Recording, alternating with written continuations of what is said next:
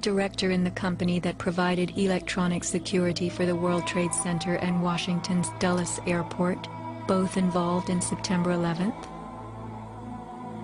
None other than the president's younger brother. From 1996 to 2000, Securacom installed what was referred to as a new security system at the World Trade Center.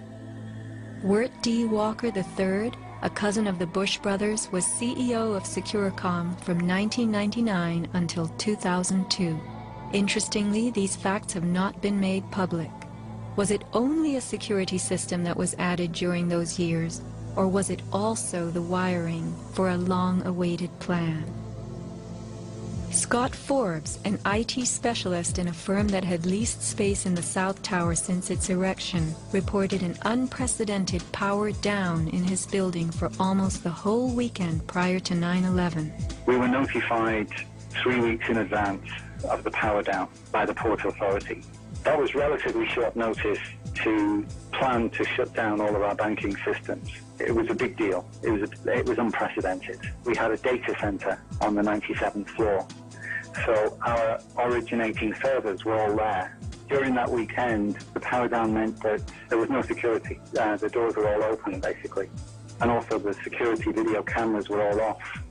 But there were guys in overalls carrying huge toolboxes and reels of cables walking around the building on that weekend. Employees were notified that internet cables were being upgraded. But who were the strange workmen, and what were they really doing? All the power was shut down. If there was a power down, that meant that everything was gone in terms of security, in terms of access to the building, so anybody could have gone there and do any kind of setup. Having worked overtime to get his company's servers back up, Scott took the day off on September 11th. As he watched the towers collapse from New Jersey that morning, he was sure this had been the purpose of the mysterious weekend work.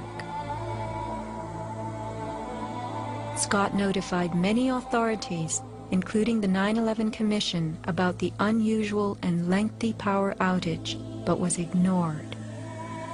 Ben Fountain of Fireman's Fund spoke of unusual evacuations ordered at the Twin Towers during the weeks before September 11th. Others reported that the security alert was inexplicably lifted 5 days prior and bomb-sniffing dogs were removed. What would the dogs have discovered had they remained on duty?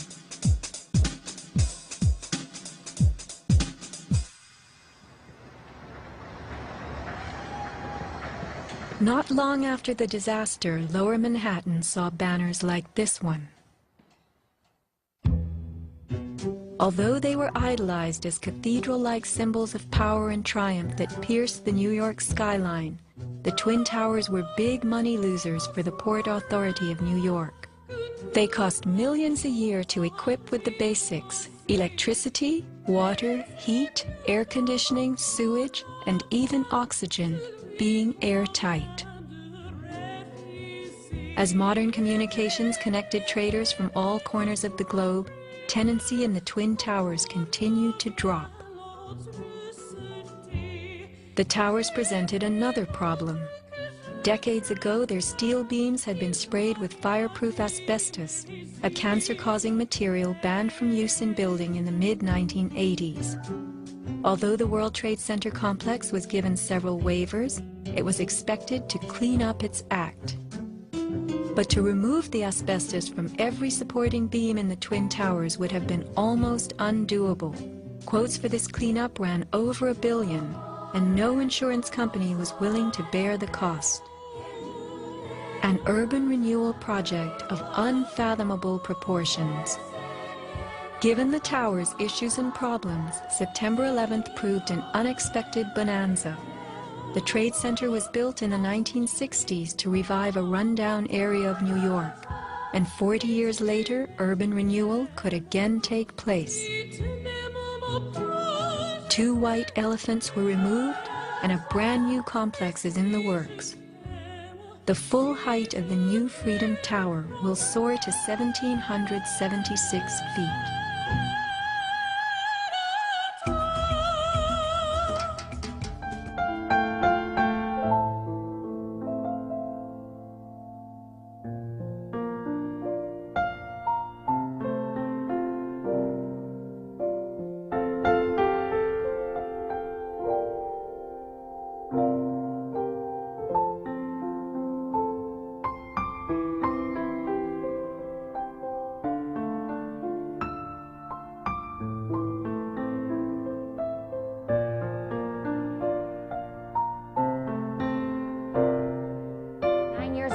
9/11 first responders were hailed as heroes, people who risked their lives to save others. And those risks came with consequences that still linger almost a decade later. Now, their struggle is reflected in the health crisis that they're now facing with not much government help or media attention. RT's Marina Portnoy joins me live now from our New York studio with more. Hey there, Marina. Hi there, Dina. Well, as this country is preparing to mark the 9-year anniversary of the September 11th attacks, many are focused on all those that lost their lives on that fateful day. But what many people do not realize is that the aftermath of September 11th has caused so many 9/11 first responders, those that are considered America's heroes, to also fall fatally to what they were exposed to on 9/11. Gary White was an American hero in 2001. Did you actually get diagnosed as being directly sick from 9/11? In 2010, the 9/11 first responder represents an exploding health crisis U.S. officials have failed to address. It's totally across the page.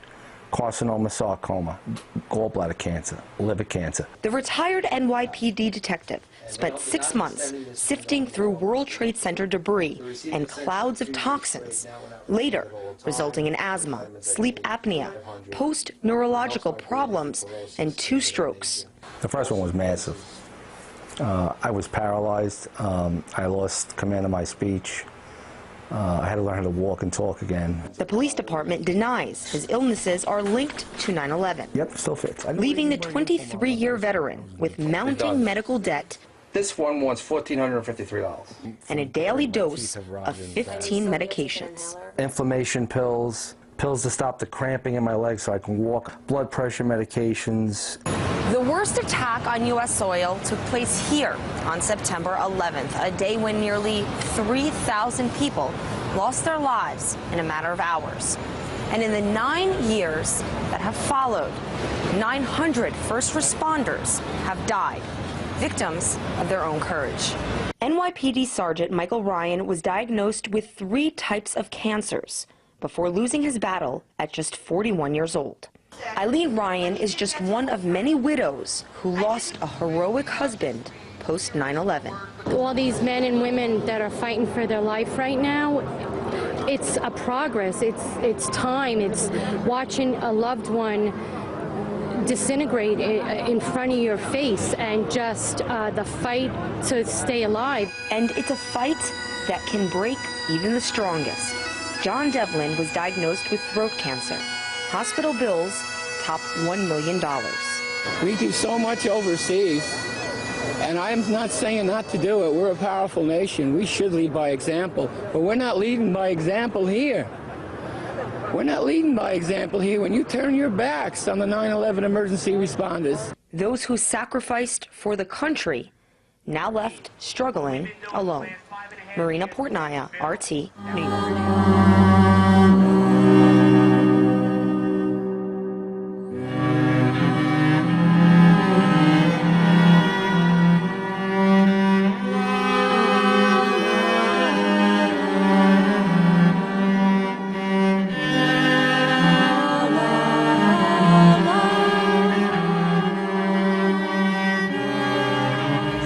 What happened?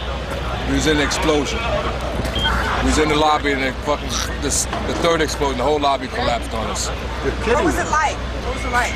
Horrible. It's like hell. You don't want to know. The whole building just collapsed on us inside the lobby. Was that a secondary explosion? Yes, it was. That was the planet probably? Yeah, definitely secondary explosion. But we was inside waiting to go upstairs, and on the way upstairs, the whole fucking plane blew. And we just collapsed on everybody inside the lobby. Similar to the first tower coming down, secondary? I don't know about the first one, but I know the second one it was terrible. Then there was a third one too after that one. Third explosion after that? That's right. Everybody was inside the building, waiting to go upstairs. And they just let loose. Everything just let loose inside the building. So what you told me is that there was the plane or whatever hit the building, then a secondary explosion. It was like 3 explosions after that. We came in after the fire. We came when the fire was going on already. We was in the staging area inside the building, waiting to go upstairs. Then it exploded. The whole lobby collapsed on the lobby inside. And it was this mayhem after that? Just man, everybody tried to make their way out. Just trying to help all the brothers get out. A lot of people trapped inside. I was sitting in the Brooklyn Navy Yard across from Brooklyn. We watched the first explosion. As we're watching the buildings, I saw a black, very large airplane fly right into the second building. It came out of the south, right in front of our eyes. Just, it was so surreal, like a movie set. Second and third explosions also, right? We were in the building for the third one, it collapsed. And was on this drive here for the other one. People don't understand. There may be more. Any one of these fucking buildings can blow up. This ain't done yet.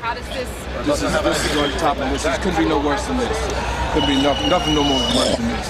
You're in the building trying to help people, and it's exploding on the inside of the building. So I don't think it can get any worse than this.